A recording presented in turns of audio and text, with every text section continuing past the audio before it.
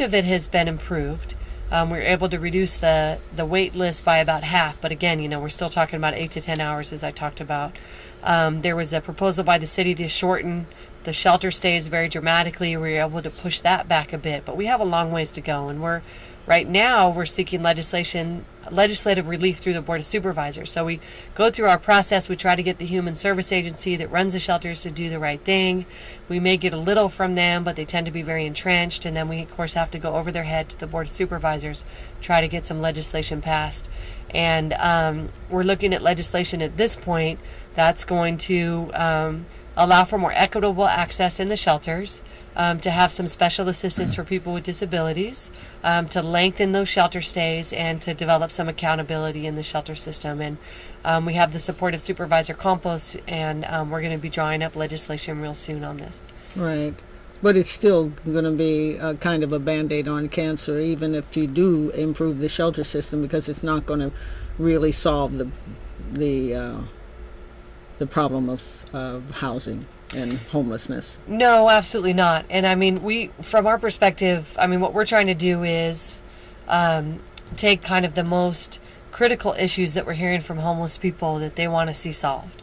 And right. The shelter system, what it does is that because it's so Byzantine and requires so much runaround, we call it the runaround, that it actually locks people into homelessness. It doesn't allow people to leave, because if they're spending all their time just trying to get a place to lay their head, they can't pursue housing, they can't pursue employment. It's incredibly destabilizing. It ends up putting people in full crises. So at the very least, for the 1,200 beds that we have, we'd like to see some stability and have a shelter system that reduces that runaround, that allows people the chance to really jump off out of the shelter system and into housing. And so what's the best case scenario for somebody to do just that, to get out of the shelter and into a reasonably permanent or home? Well, we do have a number of housing units, and we've been pushing a lot. And every year we try to get a good chunk of general fund money, millions of dollars set aside for affordable housing for homeless people. We also have, there's all these various efforts that are going on. And so there are units that are coming up. There's also opportunities for people if they're on public assistance, et cetera. And so, it's obviously not enough, and that's why we continue to have homeless people. And so that's a big part of our struggle, is trying to make sure that we have enough housing for people as well. Right. And I remember when I used to do radio and have people on, I used to have Paul Bowden on to give me the annual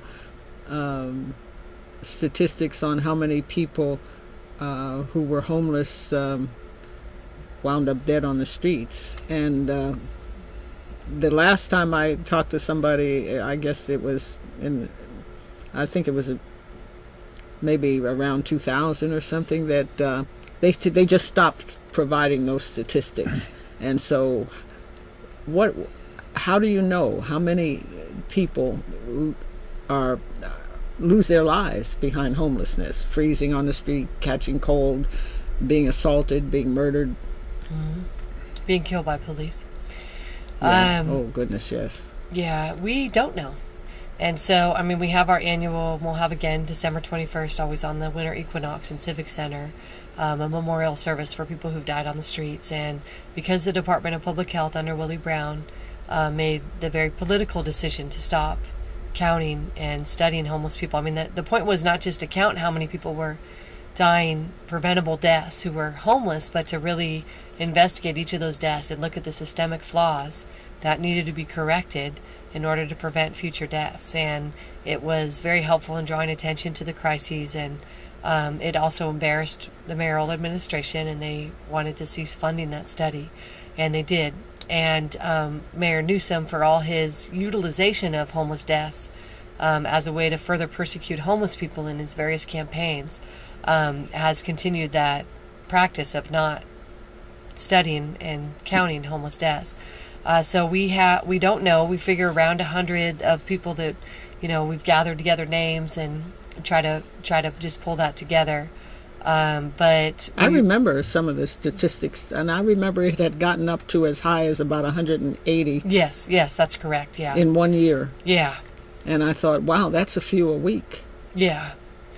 Yeah, it was. There's only 52 weeks in a year. Exactly. Exactly. Whoa, that's a lot. Yeah, and the homeless deaths number never was comprehensive. It was only those deaths that were reported to the medical examiner, which basically narrows the category to accidental deaths. And so we didn't know homeless people. It undercounts because it doesn't count people who died of natural causes. Right. It's only those accidental deaths. So we never had a comprehensive look, but at least gave us a bit of a look into the causes. We're out of time. Jennifer, thank you so very much for joining us on Freedom is a Constant Struggle. Keep up your good work, and power to the people. Thank Stephen Leader for board opping, and thank you, viewers, for tuning in to Freedom is a Constant Struggle. Tune in next week. We're going to have Palestinian guests on a repeat.